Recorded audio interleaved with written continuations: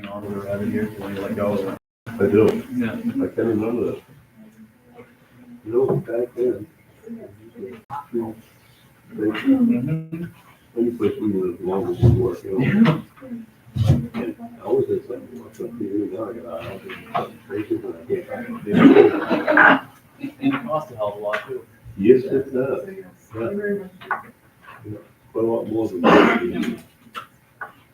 The house we lived in, Litchfield. We had that. I bought it, had this, like, fucking installed it. Oh. You could rotate it with a dial. Oh, That worked good until I got stuck. I'm the last girl and was sent out on the roof. yeah. Always, But we have the three stations depending on the. oh, yeah, oh, yeah.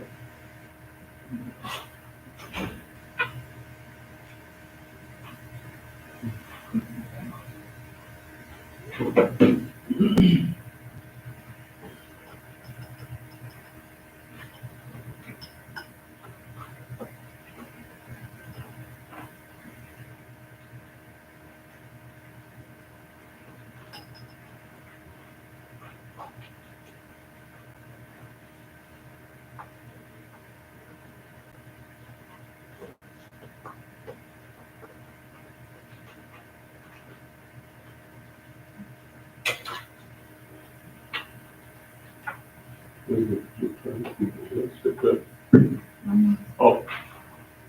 You have a minute off, I ain't gonna do that.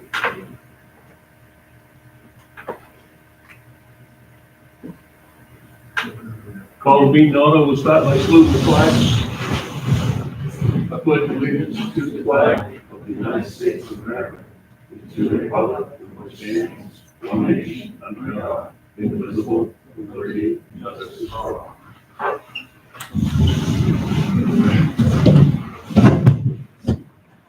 Take a motion on a minute from May 15th. Motion approved. Any discussion? All in favor? All right. Any adjustments to the agenda, sir? I have nothing, sir. All right. Anybody have any public comment? Yes, sir, Mr. Blackhead. Mark Black here, taxpayer in Paris, I live in Paris. I've been a hot topic on Facebook this week about 9 or 8 firefighters they want to hire full time. This guy's hired them, you're gonna keep the per diem program or get rid of it? Yes, we're gonna keep it. So what is the final cost for those 8 or 9 people with benefits and overtime and all that? What's- He wondered what the cost would be with the benefits. Yes. Is that something we want, would you like to have the fire chief answer? I'm sure she's prepared to do that. Actually, you got that information right in front of you, so we get it correct? Yes.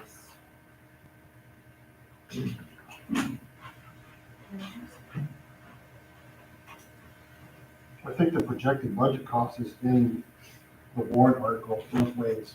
Yep. So if you went with full-time, it's one amount, and I point to Does the that cover town report. workers' comp, holiday, sick time, vacation time and all that? It's supposed to cover everything. Yep, so if you, we've got, there's a handout that's available, I believe it's online now, and they're over there. Article number 7, it does give a breakdown of, we called it during the budget process, option A and option B. Option A is the current staffing, option B is going to the full-time employees. And so you're looking at for the full-time employees with the per diem complements, if you will, a $1.2 million budget versus the staying status quo is 1.1 million. I'm rounding. We're gonna be hiring 1 and 2 paramedics, so we don't call people on base, backup costs, or rescue, or we gonna just hire the ones that are working hand in hand. There will be a hiring process. Just because you work here now does not mean that you're going to get hired full-time. Okay. So 4 people that came to me said they already have full-time jobs, that is incorrect. I think they probably are misinformed. Okay. Well, that's why I'm here tonight to ask questions, because you can't put nothing on Facebook anymore, so usually you have the facts. And one other question, there was a bunch of rumors that actually worked, which we might ask her, 74 shifts, times 12 hours, which is 888 hours, are we reimbursing her for those shifts, or is that just she's salary? Well, the fire chief is a salary employee, Okay. so the salary employee receives their salary. Yeah, well, that's why I'm asking, because there's rooms on the street, so I'm asking, to make sure that we don't get stuck at 888 hours of time that she worked, that we have back there. She's a salary employee. That's why I'm asking you, you're her boss. And the last question I got is, why did you feel fit today to call my boss instead of calling me as a taxpayer? Why did I feel fit to call your boss? Yes. So I received several complaints today that the fire chief from Paris was making derogatory comments about the Oxford Fire Department. So So- where, anywhere on that Facebook did I prevent myself as a fire chief, by the taxpayer? I do not engage in Facebook conversations, so out of courtesy, I called the Paris town manager and I said, ma'am, this is what I'm hearing. I'm concerned. I would like you to please take a look, and if you feel anything that was written or said is concerning to you as the employer, please address it how you see fit. If not, feel free to take no action. It was no extra taking, because I did it on my own time, nor did I say anything that was not true. Yep. It'd be a time. Thank you. Anybody else? Yes, sir. Peter Black, yeah, resident taxpayer of Oxford. I just want to throw it out there, I suggest that the budget committee and the select board look at these numbers. If we're calling 1,100 calls and we break it down, Oxford Fires hit 300 calls last year. So that big budget we have, seems like we have an EMS problem. So I'm just looking at the numbers here, and we have a big budget that a lot of taxpayers are like, ah, we don't really like this. Well, we used to have half fire, half rescue, those are two budgets. Now, if we split those and look at the numbers, we're gonna see that 70+% of our time is going towards EMS, correct? So You could be close. I'd say it's pretty accurate. So these 9 people and all this stuff, I feel like if we looked at how much money we spend in the fire department, how much we spend on EMS, we could make some cuts, and she can do as she pleases with 9 people, however she wants. But I feel like we could make cuts in certain areas. The fire department side would run on a lower budget possibly. That's what I think. Anybody else? Just to rebut that a little bit, you realize how much our town has grown.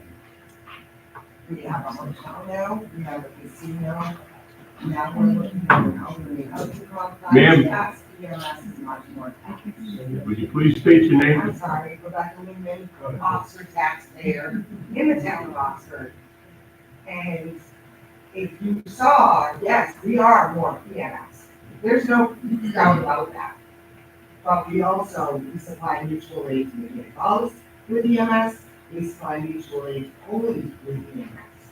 If you look at the 2 breakdowns they provided you, those are our operating costs.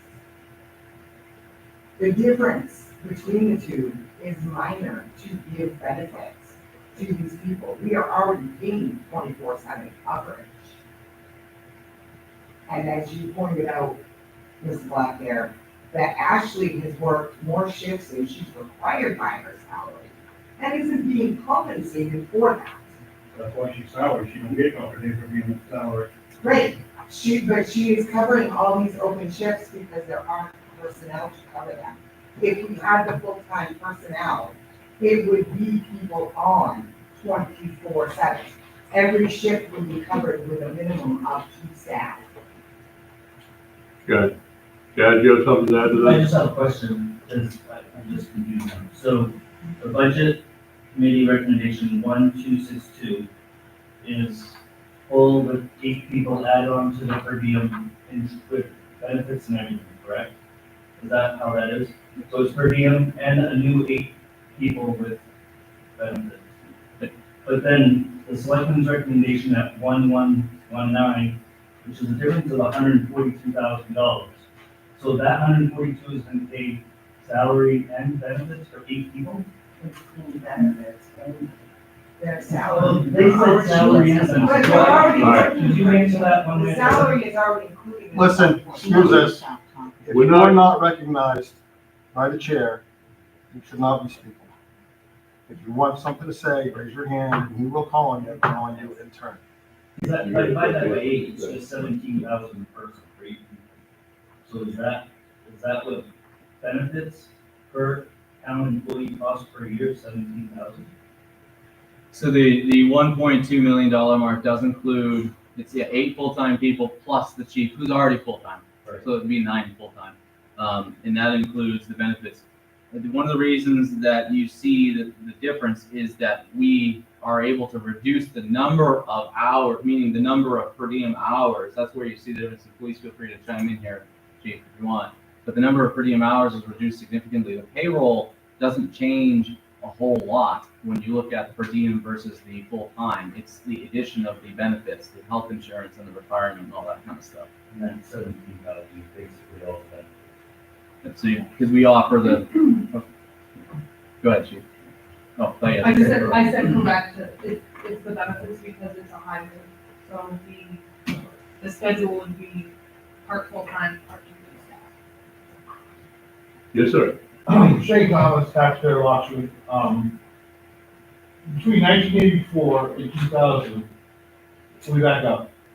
While you're all focusing on the financial element of this whole thing with the fire department, from 1984 to 2000, 250,000 firefighters, volunteer firefighters have walked away from the industry. A lot of it has to do with priorities changing in local municipalities, has to do with going from work somewhere else full time.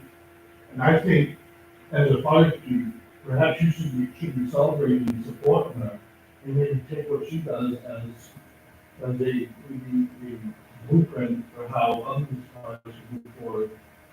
Because we're losing volunteer firefighters. I remember when this fire station in Rochester 20 years ago was like a high school cafeteria on weekends and after work. Now it's a ghost town over there. I really think that you need to look at what's best for the community is in the bigger picture instead of just one element. Any other thoughts? Yes, sir. Ernie Fitz, taxpayer of Oxford as well. Question, when we hire heavy equipment operators for any department, okay?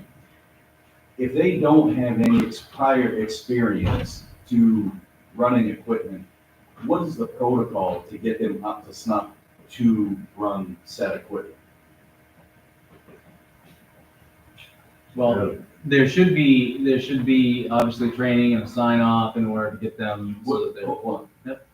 Sorry, training by who? by the department head or another skilled person in the department. Like, for instance, you were talking about the fire department, you know, they have officers who are skilled in operating different pieces of apparatus, and they'll take them out and get them their hours and what have you, and then they'll be signed off to be able to drive that piece of apparatus. Okay. Now, specifically, if it is the person doing the training certified in operating heavy equipment to teach someone who isn't, other than just based on seat time. I think it would be fair to say that in most of the departments, it's, you know, familiarity and understanding of how the equipment works. It's certified, I think would be a strong word. Okay. So my question is this, is if we have somebody who's not a certified equipment operator teaching somebody with no experience and an accident happens, where's the liability lie? Somebody is injured, obviously, that's a workers' comp claim. So, Or a resident or whoever it may be that gets it. sure. Yeah. So there's actually no standard training as far as going to like a heavy equipment class or something for a new hire who doesn't have experience running equipment. Is that adequate? I think it's fair to say that those that are experienced are the ones that are providing the training in there. If there's certifications, I'm not sure exactly which we're talking about here. I mean, there are familiarization certifications for different pieces of equipment, yes, but yeah. I'd be glad to look into it further if we're referencing something specific. Okay, thank you. Anybody else? All righty. Business items, 5.1, review and award Rabbit Valley Road Reconstruction RFP. All right, so I've asked Rob Prue from Pine Tree Engineering, the firm that we've been working with on this project, to come tonight. In short, as a recap, the town was awarded a $1.6 million MDOT grant to reconstruct the Rabbit Valley Road. The town's match is $85,000. Again, rounding, that brings us to a budget of $1.7 million to do the project. The 85,000 last year at the town meeting, there was funds that were raised and appropriated for road projects, so that's where the 85 came from. And so Mr. Prue is gonna just go over the bids that we received and who the apparent low bidder was and so forth. Are you comfortable with that? Absolutely, thank you, Adam. So, yeah, we opened bids last week on the Rabbit Valley Road, we got 5 bidders, it was quite a range, just under 1.4 million to just under 2.9 million. The 2 lowest bids, just under 1.4 and 1.45, 0.6, was under our estimate, so the 2 lower bids are under our estimate, which is bid budget. We've worked with the low bidder, in fact, they did your King Street sidewalk project a couple years ago, with our excavation from South Paris. And then the second bidder was Everett Excavation from South Paris. Third bidder was Spencer Group Paving from Turner. Fourth was Pratt & Sons from Minot, and fifth bidder was Cross Excavation from Bethel. So my recommendation to you tonight is recommend award to Bedard Excavation. We've worked successfully for your town previously. They do a lot of our projects for municipalities around the state, probably about 4 to 5 a year for us. I'm very happy with the quality of the work. Thank you. I'll make that a motion to accept bid from Bedard Excavation for $1,396,605. Do I hear a second? Second. Any more discussion on this? All in favor? We got it. And what do we think as far as completion is? Yeah, completion is fall of this year. I expect it'll get started later in June, early July, once I get materials. It should be pretty heavily worked on this summer. I know he has other projects to complete as well, so I think he's gonna try to get this done before school starts. Should be nice. And we talked about possibly doing a mailing to the residents, Adam, just to notify people. In working on the project, we've met some neighbors and talked to them, so some people know about it, but I'm sure a lot of people don't. And as we've all learned, communication is the biggest thing in these jobs. I hate to hear somebody say, we never knew this was happening. So it's gonna be messy, it's gonna be traffic delays, it's normal road construction, so it's gonna be just one of those summers on that road. We did have a meeting with department heads, we're gonna have it signed for local traffic only. Traffic will be able to get through, but we're gonna try to discourage a lot of people that don't live on that section to try to take other routes. They'll be able to get through, but there will be delays as any other normal construction project. So I think if you did a mailing to at least the abutters on that section of Rabbit Valley, it should be good. Yeah, once we get a firm date, we'll get that out there. Yeah, firm dates, it'll be a little while, so at some point, I think it'd be good to get that notice out. You can also possibly put it on your website, so the general public knows as well. Any other questions? Well, we're gonna put no through traffic on there too. Do we talk about that? Is that meeting we have We're gonna just sign it as local traffic only, local traffic? which no one's gonna check to see where you live, where you're coming from. It's just trying to discourage through traffic. No, but they Most people, if there's a long traffic delay, they'll find a different way around. first week will be most critical. That's right. Thank you. Adam will be in touch for scheduling contact signings. All right, thank you. Thank you. Thank you. 5:2, June Selectmen meeting schedule. All right, so the second meeting for the selectmen in June falls on the 19th, which is that Juneteenth holiday, which is a state and federal holiday and town holiday. Asking the selectmen how they'd like to proceed. Would you like to cancel the meeting altogether or possibly reschedule it for the previous Thursday, which would be June 12th? Just looking for directions from the board. What's everybody feel about this? I'd suggest we do the 12th. Even if we have a light workload, there will be, well, we have an election next week, so we'll have one new selectman that's not running. So somebody's going to be elected, needs to be sworn in, and shouldn't wait until July to do so. So you want to do it the 12th? Anybody have any problems with the 12th?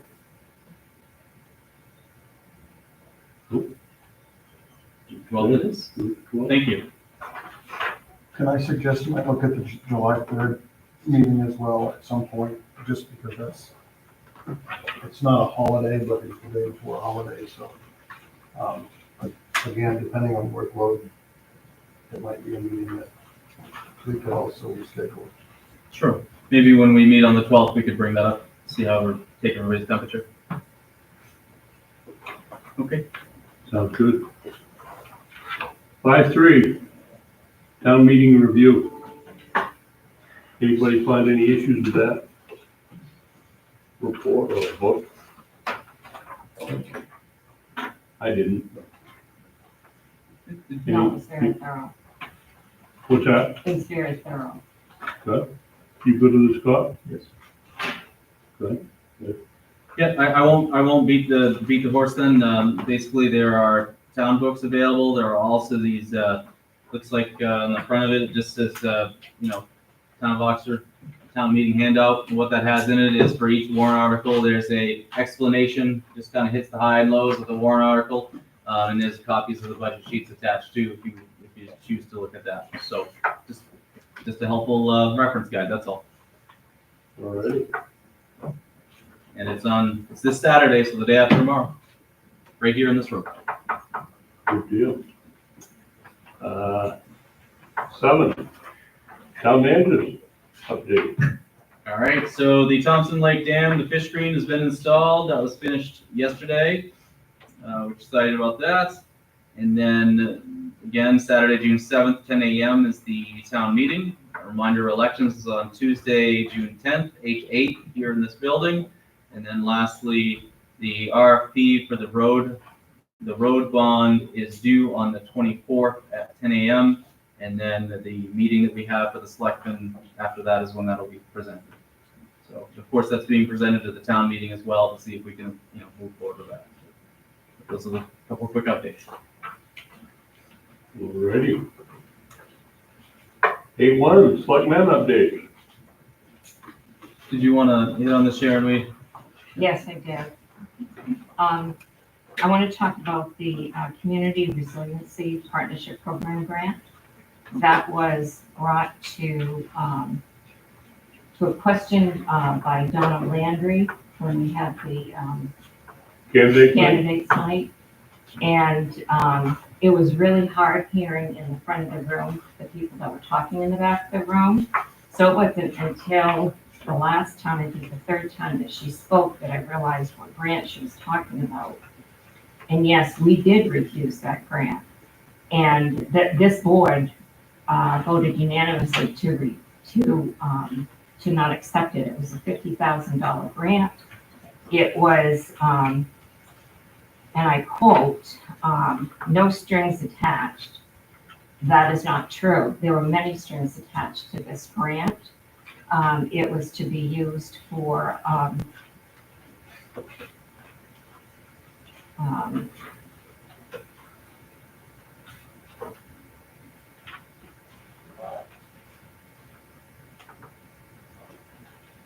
Seems like the charging stations and that kind of stuff. right, Yeah. it was environmental. And the thing of it is with that grant, just like every other grant that is offered or town receives, there's always requirements. And this board felt that what we were asked to do was not in the best interest of the town, and that is why we didn't accept it. I can tell you firsthand, I know exactly what that grant is, because being the town manager in Bethel, after I started there, they had accepted this grant there. And the requirements that came with the end product of doing that grant, I would refuse that grant again today if it were offered here. And they just opened the door so that municipalities can apply for these grants again. So I think before people start saying there's no strings attached and accusing this board of not making decisions that are in the best interest of the town, they should probably have their facts together. So this has really bothered me ever since she brought this up at that meeting, because the intent was not just to make me look bad, but this board look bad. And what I can tell you about this board and every other board that I've sat with in 6 years, we work tirelessly to make sure we investigate everything we have to make the correct decisions in the best interest of this town. So I apologize for my shaky voice, but it's just a little bothersome that this board has been criticized for some of the things that it has not done. The other thing that I want to talk about is the mill rate. Ever since I've sat on this board for 6 years, this board's number one priority has been to keep the mill rate down, balancing it with the expenses that we have. For years and years, the maintenance in this town on our buildings, our equipment, our vehicles, our infrastructure has not been done. That is not something that isn't known. We all know that. Years ago, we used to have a capital program set up that we saved money. We put money aside in reserve accounts every single year. I know that because I started working here in the late 90s, and that was always done. Somewhere along the line, that was stopped, and no money was put away in reserve accounts. In the last 6 years, since I've been on the board with these board members and other board members I've sat with, we have set up capital reserve accounts for long-term purchases and making sure that our buildings, our infrastructure, our equipment, that we plan ahead so that we have money to buy the needed items that we have to buy. We don't just make decisions out of the blue.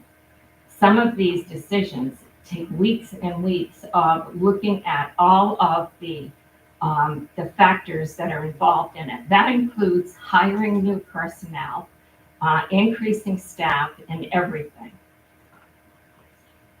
The first year of the taxes in 2023, when we had the reval, we knew we were in for a big problem that year because we hadn't had a reval in so many years.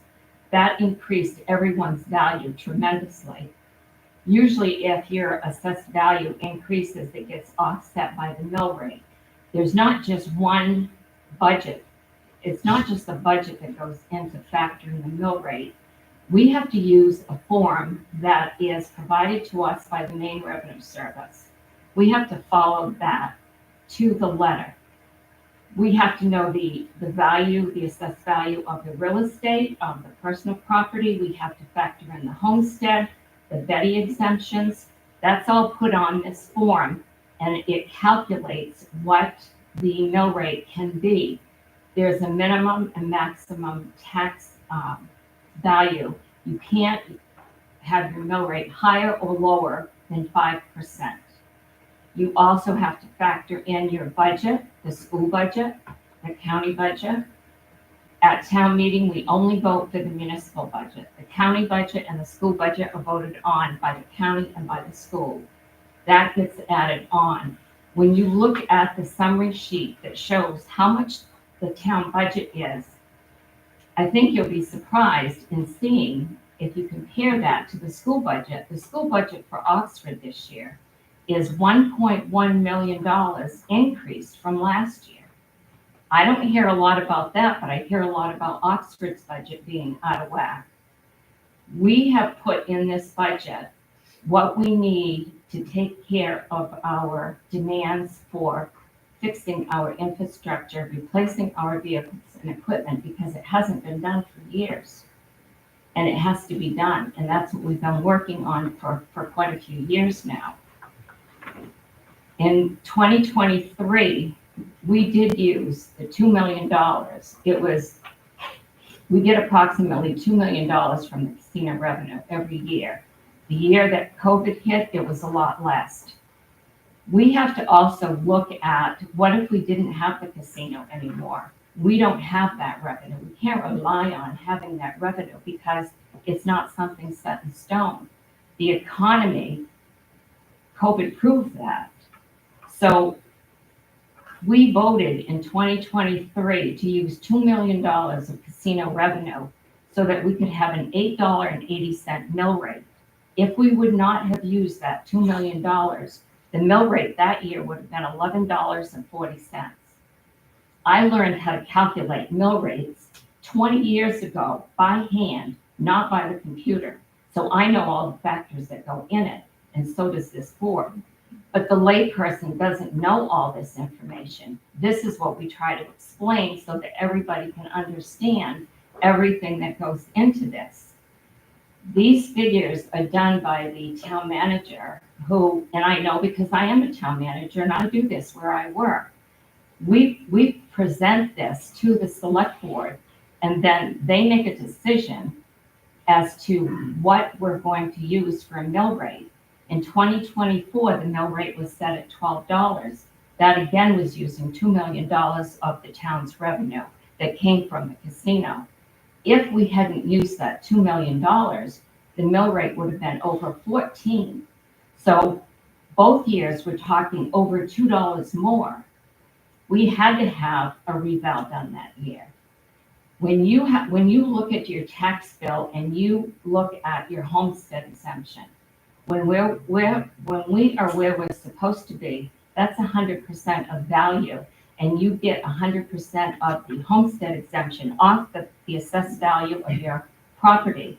We were at a point where we were only getting 70% reduced from our assessed value on the homestead. That's why you have to have a reval to bring your property value back to where it's supposed to be. And now we're back at 100%. But it's all based on all of the factors that go in with that. So there's a lot of information that people don't understand how it works. So I just wanted to clarify this because I have been getting a lot of phone calls from people asking exactly how the mill rate works. And these are the things that I've been telling them is how it does work. Excuse me. So it's important to know that. This year, I have no idea what our mill rate is going to be. I'm sure the manager will do the same thing he does every year and present to the board the different options using different amounts of revenue. We use all of the revenue that comes in, the estimated revenue that comes in from the prior year. We estimate what that revenue amount is going to be, in addition to other state revenues that don't get included within that line, but we still use those amounts. So I think those two factors there, it was important for me to clarify because I did feel that, I'll be honest with you, I always say what I feel. I don't feel that the candidates night, this is our first meeting since the candidates night. I don't feel that the candidates night was fair to all of the other 4 individuals who are running for selectmen, because the questions were targeted on a sitting select person, not on what the 4 of you were going to do if you got in. And that direction was taken against me and the rest of the board members here. And I can tell you right now, this is one of the most dedicated board of directors for selectmen that I've ever sat with or worked for. So I just want everyone in this town to know how dedicated they all are. Thank you. Any other selectmen items? Jim, on coming down Robinson Hill Road, Moonlight Lane. Yep. I spoke to the police chief about asking him not to dig out the gravel from that to do his driveway, but he dug out again, so you got asphalt. Is that no? Yeah. So, without warm days, we'll probably lose some up there, but just, at some point. You didn't mean the police chief was digging out his driveway, did you? Because that's what it sounded like to The me. time I went by, it was not the police chief, but I know it's happened more You than spoke once. to the police chief about somebody doing that. I was like, why is Rick digging his driveway? Yeah, no, sorry. Stand corrected. Any other item? All right. Well, sign warrants 101 through 108. I remember to bring this in. Good idea, yeah.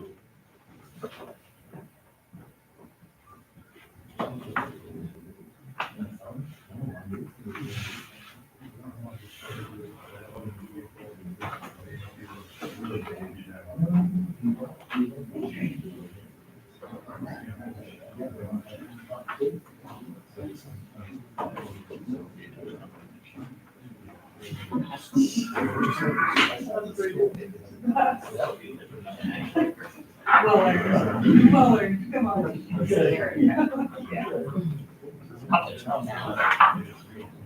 Never seen one go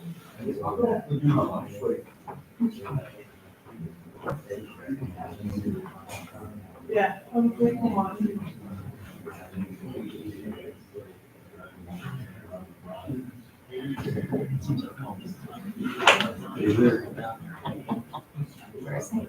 Oh, yes.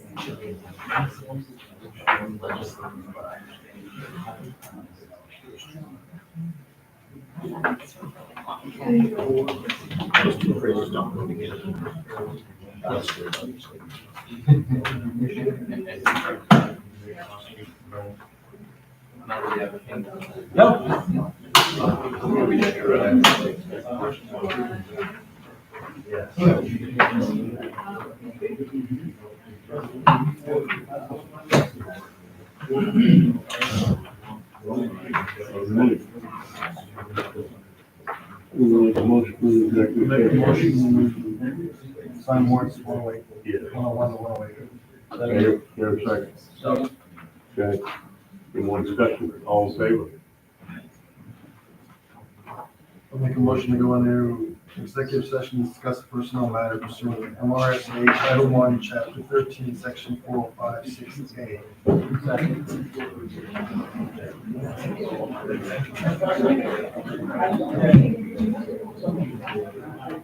I'll make a note when we come out. Yeah, you know what I'm all about this day. You know exactly what I mean.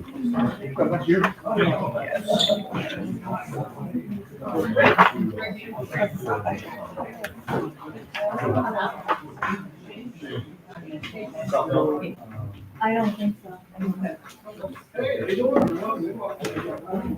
you doing? Bob, you were the second. Yes, I do. Oh, how you doing? Oh. Nice to meet you. Oh, that was Steve Sherman, the reporter. No, you don't. I know. No, she's, oh, right, she's on vacation. He said filling in for Nicole. Oh. At least that's my understanding of what he said.